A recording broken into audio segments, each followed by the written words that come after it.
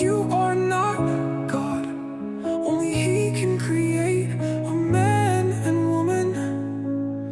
If you think you can, you are defying God's plan.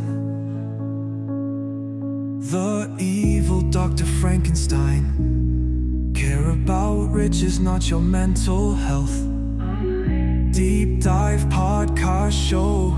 Let's dive in. Okay, let's unpack this. Imagine a scenario where a state passes new, pretty contentious laws, right?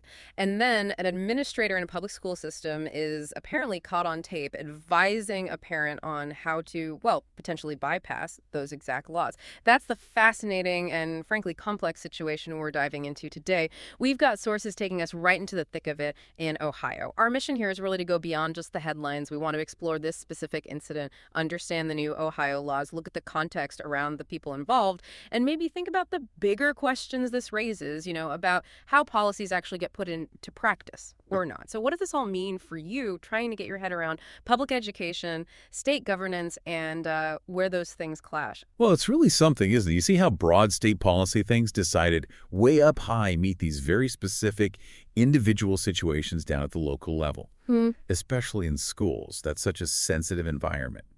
So this deep dive, it isn't just about one law or one recording. It's more about that friction, that interplay when laws get implemented, or, like you said, maybe circumvented. It really makes you think about the responsibilities of public servants. Absolutely. It's like watching the ripple effects of big decisions play out on the ground. So to really get this story, we need to set the scene first. What exactly are these new state laws in Ohio, the ones causing all this fuss? The legislature there made some pretty big moves recently, didn't they? Even overriding the governor's veto. Yeah, that's right. They overrode Governor Mike DeWine's veto, which is significant in itself. And they enacted two main things that got a lot of attention.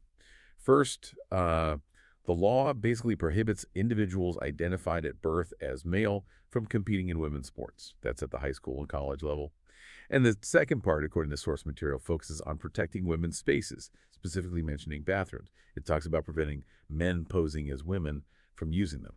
So these are now the established state laws in Ohio. Pretty clear stance.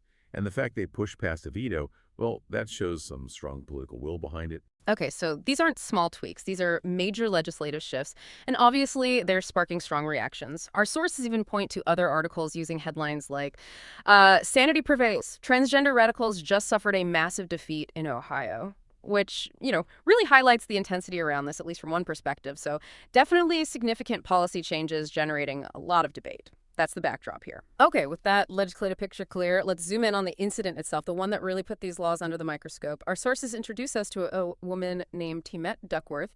She's the assistant athletic director at Princeton City High School, which is near Cincinnati, and she's also the boys' volleyball coach there. So she's right in the middle of athletics administration and coaching in a public school. Right, and this is where it shifts from policy to a person-to-person interaction. An undercover journalist from Accuracy in Media, they were a conservative group known for investigating perceived liberal bias, specifically targeted Duckworth. The journalist posed as a parent, spun a story about having a transgender daughter who wanted to play on the girls' team and use the women's facilities.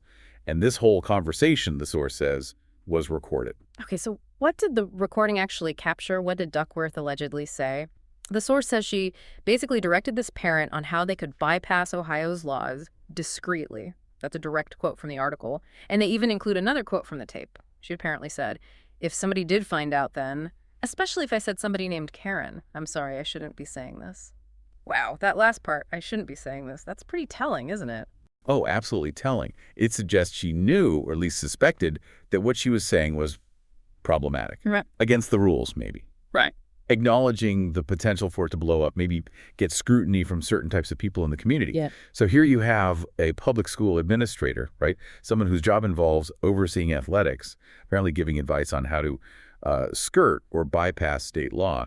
That immediately creates this tension. You've got the law on one hand, and then this action within an institution that's supposed to follow the law. Yeah. Makes you ask, well, how much leeway do administrators actually have when their actions seem to go directly against a state mandate? Yeah, that tension is really clear. How does this specific incident, based on the sources, kind of shed light on the bigger challenges schools might be facing with these laws? It must put administrators in a tough spot. It definitely seems to.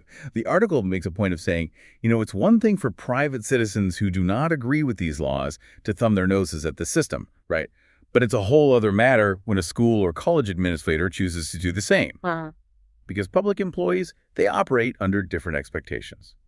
The source really questions why an assistant AD, whose job description probably includes protecting all students and athletes, would basically throw those interests out the window for a particular cause. It frames it as a potential conflict between maybe her personal beliefs and her professional duties. And one thing that really jumps out in the article is how they scrutinize her background, even her pay.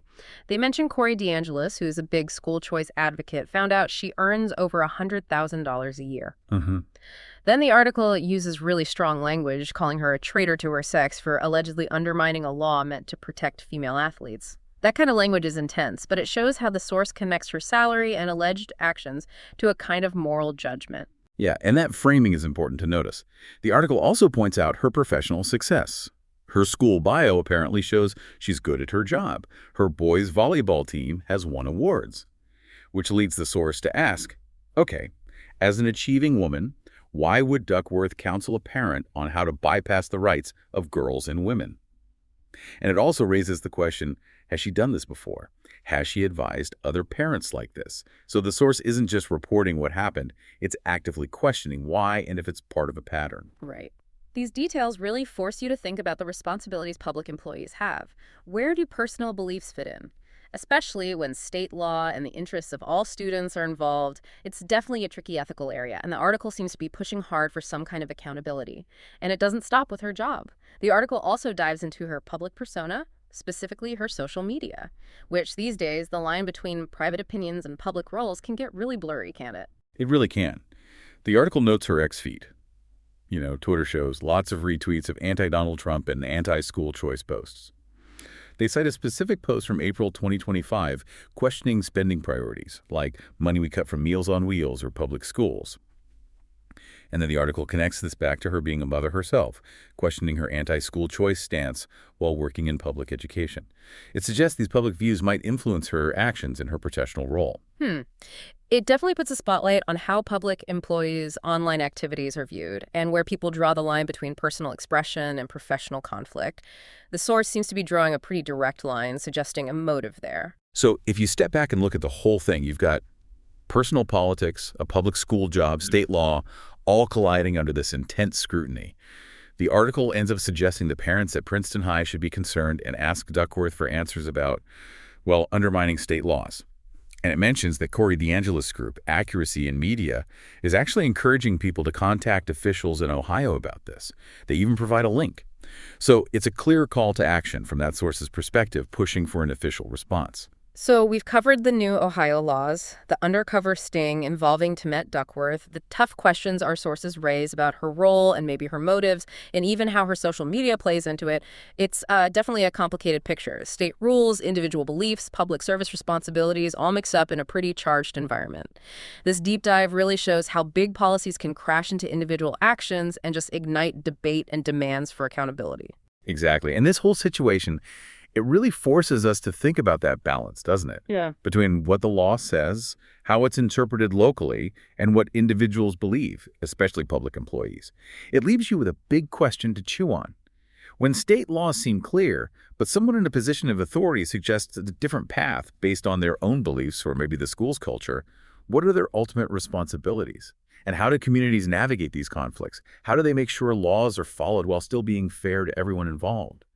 It's a question that goes way beyond Ohio, really. It touches on public trust, policy and action, and just how complex things get on the ground. It definitely gives you a lot to think about, that intricate dance between policy and practice and the challenge of keeping public trust when things are so polarized. You are not God, only He can create a man and woman. If you think you can, you are defying God's plan. Dr. Frankenstein. Care about riches, not your mental health. Deep Dive podcast show, let's dive in. Amen. Quam dementia tua est, spiritus qui venita Deo super, orabo prote Deus te amant. A montibus ad campus, ab urbibus ad mare, stamus pro libertate, pro fide et familia. From the mountains to the prairies, from the cities to the sea, we stand for liberty, for faith and family.